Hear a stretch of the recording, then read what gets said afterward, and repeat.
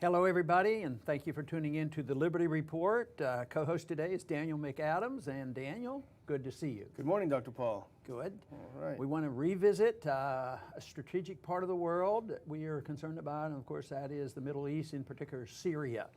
But you know, it's been a couple months now that there was some agreement that there would be peace talks and a ceasefire, and the Russians tried to promote this and try to set the stage for this. And they made a token exit from Syria, but promised that if things get bad, they may be back. And we agreed to the ceasefire. But sometimes ceasefires are not always well intended. They're strategically committed on each side to maybe have a breathing space to get themselves in better position, and I'm sure that has gone on both sides. But there's more than both sides in this thing. You know, we have the Syrian government, we have the rebels who want to get rid of them, and there's several factions there, and they go and come. Then we have the Russian government, we have the U.S. government, we have the Turkish government, we have the Saudi government going on. So my guess is that this ceasefire hasn't moved us to closer to peace, permanent peace. But there's articles now and hints now that it's getting ready to explode again, that we may be maybe never stop sending weapons, and we may be getting ready to send a lot more. So where do we stand on there? Is there any hope under today's conditions and our current foreign policy of seeing peace breaking out very soon in Syria? Well, you know, the ceasefire was very specifically targeted.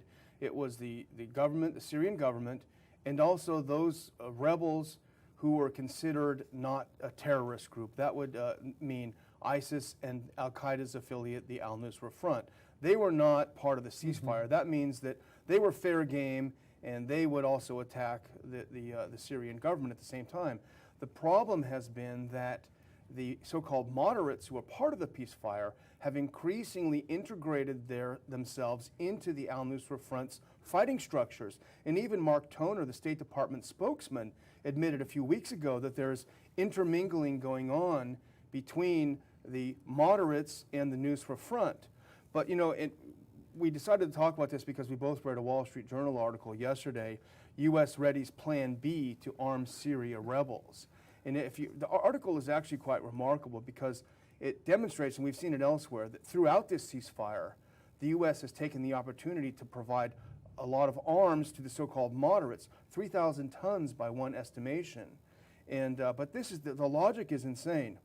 And this readying a whole big new shipment, but they only will be available if the ceasefire fails. They'll give these weapons to the rebels. That's like telling a kid, you only get a cookie if you don't eat your broccoli. The kid's got to not eat it. But I bet our industries have already manufactured, and they already for the sales, or they have already sold them out. You know, it's difficult for me to keep up with all the factions, because some days ISIS is up and Al-Qaeda's down, and some days Al-Qaeda's up, ISIS is down, and sometimes they're both together. So I can imagine a lot of people, even those like that watch this program, they keep up with this. You can't help but get a little bit confused. But I think there's a good reason and an excuse for some of the confusion when you understand that the CIA backs one faction of rebels and the Pentagon backs another one. I mean, how could anything so absurd come up like that? But of course, I think people that are informed say that doesn't surprise me. You know, they're just in the business of chaos and agitation and all this pragmatism. But the goal is always, you know, to usher in a fair democratic state and get rid of the particular leader that they don't like. But how in the world could they get by with this, where one hand of our government doesn't even know what the other hand's doing, and they're on two different sides, and then we wonder why we're not doing well? It's even worse than that, actually. A couple of weeks ago, the CIA rebels were actually fighting the Pentagon's rebels. So it really descends into the theater of the absurd. But the problem is that the CIA and the Pentagon have two different agendas in Syria. They really are at odds. The Pentagon, and you know, we've talked about this and we almost make a joke about it, the Pentagon's program only trained a very small number of rebels at a huge expense. But the Pentagon has been more diligent about vetting these rebels. and they've thrown out a lot who have sympathized with terrorism. Well, the CIA is not bound by such daylight shown upon their covert actions. So they have actually provided, I would say the CIA's agenda is definitely not anti-ISIS. It's primarily anti-Assad, and I think that is evident by the kinds of weapons they provided. They provided tow missiles, which are only effective against the Syrian government's tanks. The man-pads, the shoulder-fired missiles, which they shot down 2 Syrian Air Force planes over the past couple of weeks. And even the Soviet-era Grad rockets, which are used to fight against the Syrian army. So the types of weapons, I think, tells us a lot about where the CIA is focused, and the Pentagon has a different agenda. You know, the CIA is more part of the deep state. You know, nobody really knows what's going on with them, and I think that's part of the problem. The Pentagon is supposed to be more transparent, but it's just about close to insanity of what we're doing there. But there have been some good writers on this. Van Buren, I think, in particular, points out, when did this all start? Has it been going on for a long time? Well, our intervention has been going on for a long time. We've been intervening too often, too long. And some people can date us back 100 years. I mean, why did we intervene even in the Spanish-American War? But in recent times, they say that the real introduction to this failed policy that we're suffering from right now really came up in 2003, even though there were a lot of things that we were doing wrong before that, the Persian Gulf War and the bombing and all these things led up to it. But the claim is that 2003 invasion, thousands and thousands of troops to bring order to this region has created this. And the one thing that those who oppose us philosophically will never concede, never even entertain the idea that what were conditions like before we were really involved over there versus what has happened since. And yes, I think there's always been some jihadists out there waiting for the day to wake up the radicals, just as there are some people who believe in the Christian Crusades in many ways, using force. But the history is so clear. Where was the Al-Qaeda and where was the ISIS before we got involved? So there has to be this motivation. It's the same way they refuse to look at this whole idea of blowback. It can't possibly be related to our policies, but they say it can't possibly be. This is a religious thing, and this is because they believe that we are free and prosperous, and then they go to fight in this thing. I don't think many people are thinking about those issues when they're in these militias shooting at each other and trying to get rid of Assad. Yeah. And I think we talked about earlier that, Van Buren and a lot of writers have traced the origin of ISIS to a particular prison in Iraq where the U.S. dumped a lot of the ranking people in Saddam Hussein's government. They dumped them in there. And I think anyone with half a brain would understand how dangerous it is. These guys had enjoyed all the perks of political power. Now all of a sudden they're in a really awful prison and they're all hanging out with each other. Can you imagine them not plotting, here's a way we can get back power? It's just so absurd. But we're in the midst of a real revisionism when it comes to what actually happened in the Middle East. Because, for example, Hillary Clinton said this past week, ISIS's rise was only due to the fact that Assad left a vacuum in his country and enabled, what leader would purposely say, I'm going to give up a bunch of my power so that this radical terrorist group would come in? It's just so foolish, but of course the media repeats it. And back to this prison issue, I think it's been a great motivator, especially when it turned out where the pictures were shown about the humiliation and the way they were treated.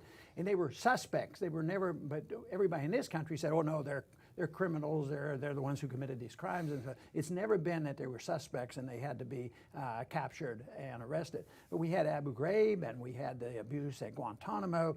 Pictures were shown, and this was a strong motivator. But even if we conceded, which I will not, concede to those who say that torture on a rare occasion can be very useful, so therefore if we torture 5,000 people, but we'll get information on one, they justify this. But even if you set that aside and say that just being there, getting involved illegally, and then having these prisons and seeing what's happened here as a motivator. It's just tremendous for influencing young people who are sick and tired of what's going on, and some of the people who see the abuse and the unfairness of so many innocent people being killed, and how many civilians are killed in Iraq. Not 1,000 or 2, hundreds of thousands. Maybe 1 million. Yeah. I mean, so they don't want to look at it. They will not question policy, and that to me is the only thing that can happen. So the one individual, I think it might have been Van Buren, stated, well, what if we ask the candidates more about it? Because he stated that all the candidates right now, everybody wants to fight, and kill them all, and that'll solve the problem. But what if there's a chance, and I think there's a big chance, that what we're doing is making things worse for us, worse for the people, worse for the cause of peace, and yet nobody dare answer that, because then you're a wimp, you're un-American, you're not supporting the troops and all that nonsense, and yet all the failure, all the troops and all the money and all the deaths up until now. So what are they going to do? Are we having change in our policy, or do you think there's a reactivation of more militarism? It really is like the classic definition of insanity, doing the same thing over and over and expecting different results. Yet another program to deliver weapons. A couple of weeks ago, the Pentagon announced yet another program to train rebels. They're going to keep doing the things that haven't worked, and hope they'll have a different result. But you said something earlier that struck me, how people feel in these countries. And the deaths, the mayhem, losing family members, that's horrible. But even on a lesser level, think about, even if Assad was not a great guy, not the greatest Democrat in the world, people had a normal routine in their lives. They lived relatively normal lives where they went to their work, they went to church, they did what they do, they visited their families. All this has been completely disrupted. So even people not personally touched by death have found their entire world turned upside down. We've never had to experience that in this country, and people are so hesitant to put themselves in the shoes of others. What would it be like if everything you've known your whole life is suddenly completely disintegrated? You know, and of course, they're using what's going on over there because there is plenty of abuse of Christians now because of the conflict. But did they ever ask the question, under Saddam Hussein or under Assad, under the Iranian Ayatollah, were all the Jews and the Christians abused? No. It comes, the very thing that they use for the motivation for us to go over there even more so are the very things that came about after we got there. But that is unacceptable. No, it's innate, and they'll find something to say, this is what they're dedicated to, the destruction and the killing of all Christians. Well, you know, they just liberated a village in Syria that had been a Christian village that was occupied by ISIS, and they discovered a mass grave of Christians. You know, so obviously under ISIS, this is not a paradise. But what's really telling, and it's actually disgusting, is that when the Syrian army, with the help of the Russians, retook Palmyra, which had been occupied by ISIS, and remember, they blew up all of these ancient artifacts. When they finally liberated them, there was several press conferences where they were trying to get the spokesman of the State Department and the Pentagon to admit that at least the Syrian government is better in control of this than ISIS, and they refused to do it. In fact, the Pentagon spokesman, John Kirby, said, well, it's like going from the frying pan into the fire. You know, from ISIS back to the Syrian government, which for all of its faults, did not have mass graves of Christians. Nobody's even suggested that they've ever had that. You know, the theoretical question that should be asked all the candidates is, you know, what are you going to do now? Everybody's out, everybody's committed themselves to destroying ISIS, but what if the quickest way to destroy ISIS is destroy the incentive, of course, and we change our policy? But, you know, even that isn't acceptable in the debate, because they'll come along and you'll hear this. They say, well, they didn't have an end game. I argued for the casualty. If we're going in there, we have to have an end game. Total victory, you know. Send in 500,000 if 300,000 is not enough. So it's always a technical thing. It's not there's no end game. But it turns out that if anybody could learn anything about Vietnam, a little country, a third world country, well, we had over 500,000 people there and lost over 60,000 Americans died there and killed 1 million Vietnamese. In the end game, well, we didn't have a good end game. Well, we didn't have a good entry game. That's the problem. What are we going in there for? And they said, well, we got to get rid of these bad guys. But they have no concept of, of